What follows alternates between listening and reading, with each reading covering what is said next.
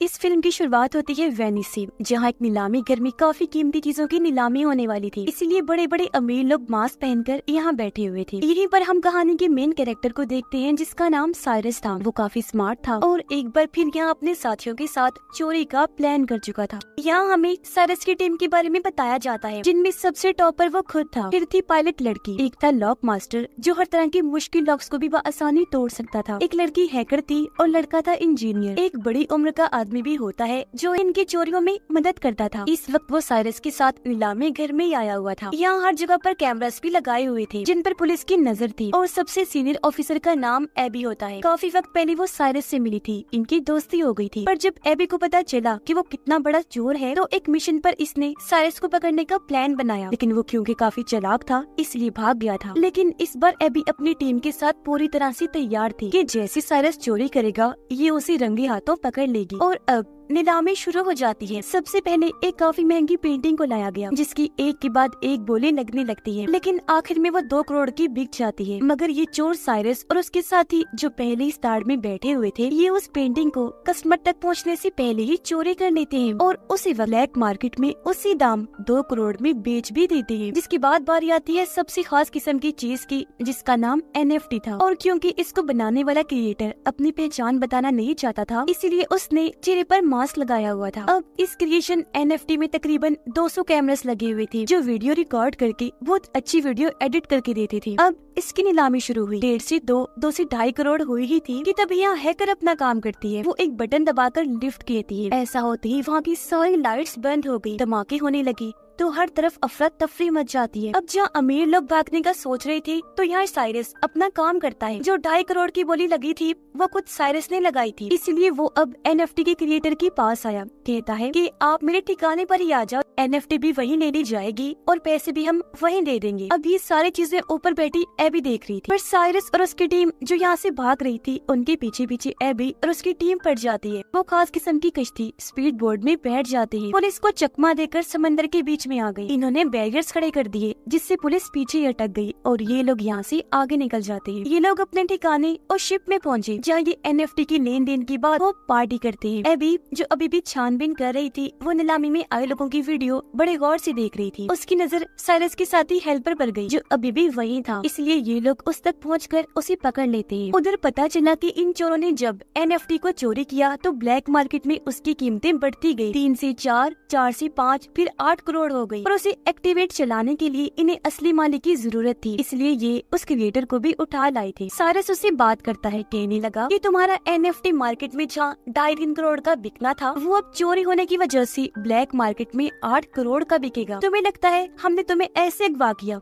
नहीं, बल्कि black market में बेचकर आधा मुनाफा तुम्हें भी देंगे। इससे तुम्हारा हमारा दोनों का फायदा होगा। तो टेंशन ना लो, जम के पार्टी करो। साइरस की टीम का हेल्पर एबी के सामने बैठा हुआ था और सभी सवालों के उल्टे सीधे जवाब दे रहा था। एबी कहती है कि मैं तुम्हें जेल में डाल दूंगी और सबके सामने तुम्हारी सच्चाई ले आऊंगी। बेहतर होगा कि तुम अपनी टीम के बारे में हमें सब कुछ बता दो। तब हेल्पर कहता है कि मेरी टीम इस वक्त लंदन में है, अगर उन्हें पकड़ना है तो मेरे साथ वहाँ जाना होगा। इसलिए अब एबी अपने साथियों के साथ लंदन की पुलिस डिपार्टमेंट में जाती है। यहाँ उसकी मुलाकात एक और ऑफिसर से हुई, जो उसे बताता है कि मुझे खुफिया तरीके से पता चला है कि सबसे बड़ा माफिया, जिसका नाम लार्स है, उसने हाल ही में मार्केट के शेयर्स के साथ हेरा फेरी की है, जिससे कीमतें ऊपर नीचे होने की वजह से उसे बहुत मुनाफा हुआ है। मगर इस मुनाफे की वजह मार्केट या चीजों की कीमतों की उलट पुलट नहीं, बल्कि डैम का पानी पूरे शहर में फैला दिया, जिससे वहाँ बाढ़ आ गई, घर डूब गए, लोगों की जानें चली गई। तो इस वजह से मार्केट के साथ ये सब हो पाया। और अब लार्स बिल्कुल ऐसा ही एक दूसरे शहर के साथ भी करने वाला है, जिसमें लार्स के साथ साथ एक और काफी बड़ी माफिया भी शामिल है। और ये काम वो दोनों अगले 2 महीने में अंजाम दे देंगे। लार्स उस माफिया को पहले पेमेंट करेगा। वो पैसे नहीं, सोना होगा, वो भी 1-2 किलो नहीं, बल्कि पूरे 10 टन। और अब उनकी इस डील को तोड़ने और पेमेंट रुकवाने के लिए मुझे तुम्हारी जरूरत है। तो ऑफिसर बताता है कि हमें एक ऐसे बंदे की तलाश है जो चोरों की तरह ही सोचकर चोरों को पकड़ सके। जाहिर है इस काम के लिए हमें किसी मास्टरमाइंड चोर की जरूरत है। और वो कौन है तुम अच्छे से जानती हो, साइरस। जिस पर एबी फौरन बोली,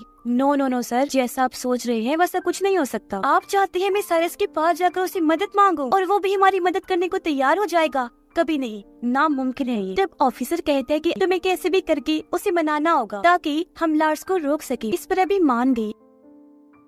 फौरन पहुंच जाती है साइरस के पास। यहाँ दोनों एक दूसरे को ही दोष देने लगते हैं कि तुमने धोखा दिया, तुमने दिया। पर आखिर में बात खत्म करके साइरस उसकी आने की वजह पूछता है, जिस पर एबी कहती है कि तुम्हें मेरे लिए एक चोरी करनी हो, और उसे वो सारी बातें बता देती है जो एबी को ऑफिसर ने बताई। फिर कहती है कि तुम्हें वो सारा सोना चोरी करना होगा, जिसके बाद साइरस ये सारी बात अपने साथियों को भी बताता है। उसके साथी चौंक तो गई, पर साइरस कहता है कि समझ सकता हूँ कि ये काम मुश्किल है, लेकिन करना बेहद जरूरी है, क्योंकि अगर वो लोग अपने प्लान में कामयाब रहे तो पूरा शहर बाढ़ में बह जाने की वजह से बर्बाद हो जाएगा, मासूम लोग मर जाएंगे। और अब बारी बारी सारे लोग पता लगवाने की कोशिश करने लगते हैं कि आखिर लार्स और वो माफिया ये प्लान अंजाम कैसे देंगे। पता चला कि वो सारा सोना सबसे पहले लार्स के अड्डे से निकलेगा, फिर ट्रक्स के जरिए वहाँ से ले जाया जाएगा, जिसके बाद वो प्लेन के जरिए उसकी मंजिल तक भेजा जाएगा। इसलिए अब यहाँ साइरस और उसकी टीम अपने अपने कामों में लग जाती है कि वो कैसे अपना मिशन अंजाम देंगे। यहाँ सबसे पहले हैकर बताती है कि अगर हम बिल्कुल वैसे ही दिखने वाला प्लेन बना ले तो चोरी करना आसान हो जाएगा। पर सवाल ये था कि वैसा प्लेन आएगा कहाँ से। इस पर साइरस कहता है कि मैं नीलामी घर में एक अमीर लड़के से मिला था जो प्लेन्स के लेन देन का काम करता है। उसके पास एक ऐसा प्लेन है जो थोड़ा बहुत उससे मिलता जुलता है, जिसे हम खुद तब्दील करके वैसा बना सकते हैं। तो हो सकता है वो ही हमें उस प्लेन को दे दे। इसलिए अब ये सारे लोग उस प्लेन डीलर के पास पहुँच जाते, जो इन्हें वही आलीशान प्लेन दिखाता है। ये काफी खूबसूरत भी था,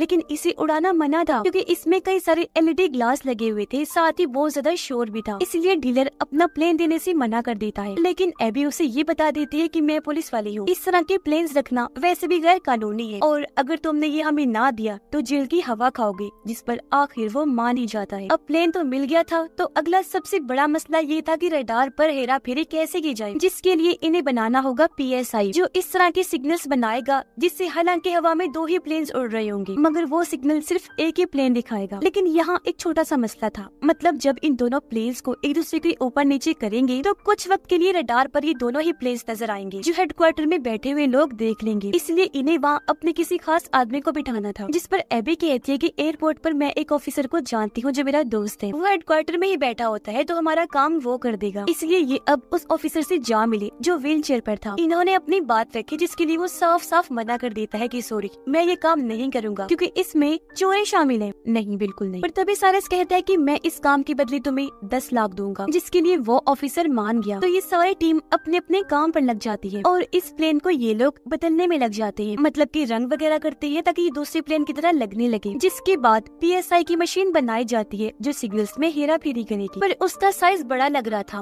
और वो किसी बॉम्ब से कम नहीं लग रही थी। इसलिए एबी हैकर को कहती है कि ऐसा करो, इस PSI मशीन के छोटे छोटे कई सारे हिस्से बना दो जो हर एक मेंबर को दे दिया जाएगा, इस तरह काम आसान हो जाएगा। इसके लिए हैकर मान गई और काफी मेहनत करने के बाद वो PSI मशीन के अलग अलग हिस्से बना देती है। जिसके बाद आखिरकार इनका फाइनल दिन आ जाता है, जहाँ सब लोग अपने अपने हिसाब से तैयार हो जाते हैं। इन्होंने आधे टिकट बिजनेस क्लास के लिए थी तो आधे इकोनॉमी की, ताकि ये पूरे ही प्लेन में फैल जाएं। पता चला कि लार्स की 2 गुंडे बिजनेस में तो 3 इकोनॉमी क्लास में हैं, जबकि सबसे नीचे था 10 टन सोना। जिसके बाद ये पूरी टीम अपनी चोरी को अंजाम देने के लिए पूरी तरह से तैयार हो जाती है। हैकर ने सभी कैमरास को हैक कर लिया था ताकि हर एक चीज पर नजर रखी जा सके, जबकि लॉक मास्टर ने अपने हिस्से की PSI मशीन बाथरूम में जाकर लगा भी दी। इनका एक साथी डर गया था, इसलिए वो साथ नहीं आया था। तब उसके हिस्से का काम एबी करने का सोचती है। वो अपने बिजनेस क्लास की बाथरूम में जाकर दूसरी PSI मशीन को वहाँ लगाने लगती है, पर तभी एक झटका लगने की वजह से वो मशीन छूटकर नीचे गिर गई, टूट जाती है, उसके कई सारे टुकड़े हो गए, जिससे एबी काफी परेशान हो गई क्योंकि कैसे भी करके दोबारा जोड़कर ये मशीन यहाँ लगानी ही थी। मगर अब गुंडे भी वॉशरूम में आना चाहते थे और अगर उन्होंने ये देख लिया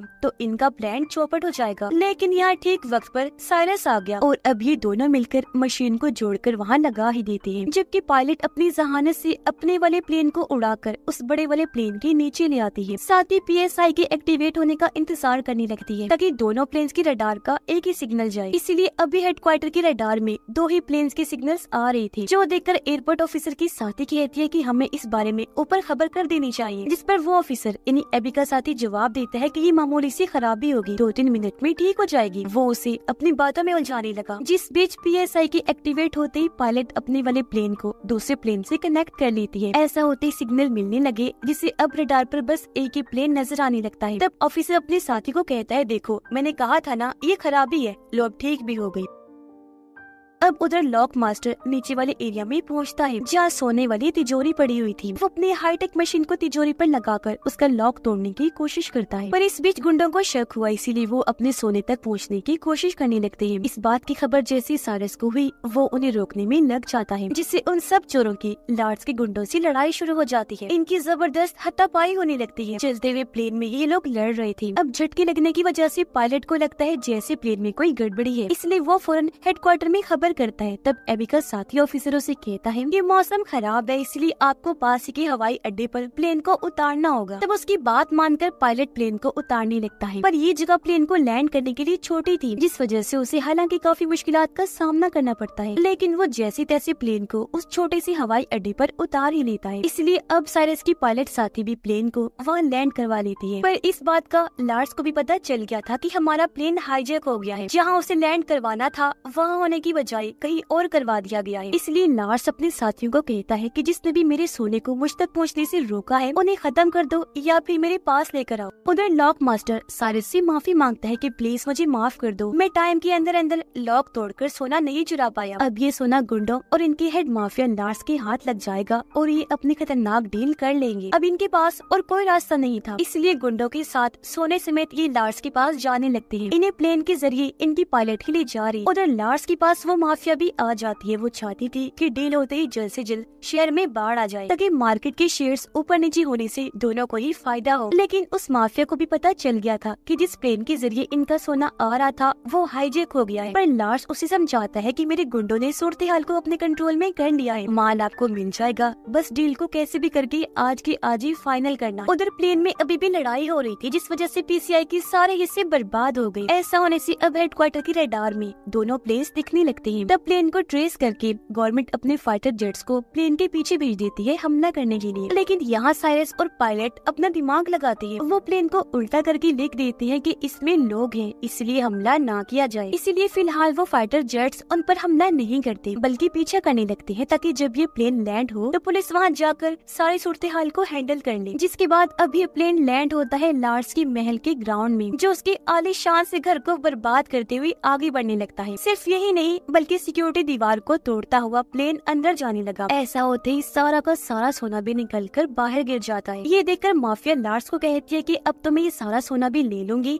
साथ ही हमारी डील भी कैंसिल। जो कहकर वो यहाँ से जाने लगी, पर लॉर्ड्स जिसे गुस्सा आ गया था वो उसे शूट करके मार देता है। अब तभी यहाँ वो पुलिस भी आ गई जो इनका पीछा कर रही थी। वो इन्हें चारों तरफ से घेर लेती है। पुलिस जैसे लॉर्ड्स को पकड़ने लगी, वो कहता है कि ये मेरा अपना घर है और ये चोर यहाँ आए थे उस माफिया औरत के साथ डील करने के लिए। असली गुनाहगार माफिया ये है, इन्होंने ही उस माफिया औरत को मारा है, तो आप इन्हें पकड़ कर ले जाए। पर यहाँ साइरस अपना दिमाग लगाता है। वो प्लेन की एलईडी ग्लास और एनएफटी क्रिएशन की रिकॉर्डिंग से पुलिस को ये दिखा देता है कि असली गुनाहगार लॉर्ड्स माफिया ही है। इसने ही औरत माफिया से सोने की डील की थी, पूरे शहर को बर्बाद करने की प्लानिंग थी, इसलिए लॉर्ड्स को पुलिस गिरफ्तार कर लेती है। इस मिशन में एबी और लंदन का ऑफिसर भी शामिल था, जिनका मकसद ही इस डील को रोकना था। तो इसमें कामयाब होने की वजह से वो सारा सोना पुलिस अपने साथ ले जाती है। एबी साइरस की टीम का हिस्सा बन जाती है। यहाँ पता चला कि एबी जब बच्ची थी तो उसे एक पेंटिंग काफी पसंद आ गई थी, जो अब साइरस उसे गिफ्ट करने का सोचता है, ताकि एबी उससे मुतासिर हो जाए और ये लोग फिर से एक हो जाएं। जिसके बाद यहाँ सबसे बड़ी बात सामने आती है। असल में लॉक मास्टर ने सारा सोना वहाँ से निकाल लिया था। वहाँ असली सोने की बजाय नकली सोना रख दिया था और इस तरह करके दिखाया जिससे वो तिजोरी तोड़ने में कामयाब नहीं हुए। यानी कि जो सोना पुलिस के हाथ लगा था वो सिर्फ सोने जैसे दिखने वाली लोहे की ईंटें थी, जबकि असली सोना तो उसी वक्त आसमान से गायब कर दिया गया था और ये लोग उसे अपने ठिकाने पर भिजवा चुके थे। यानी ये चोर एक बार फिर अपने मास्टरमाइंड की वजह से इतनी बड़ी चोरी अंजाम देने में कामयाब रहे थे। ये लोग फिर अपना सोना लेने के लिए जाते हैं। सब इतनी बड़ी कामयाबी पर एक दूसरे की गले लगकर मिलते हैं। इनकी खुशी का कोई ठिकाना नहीं था।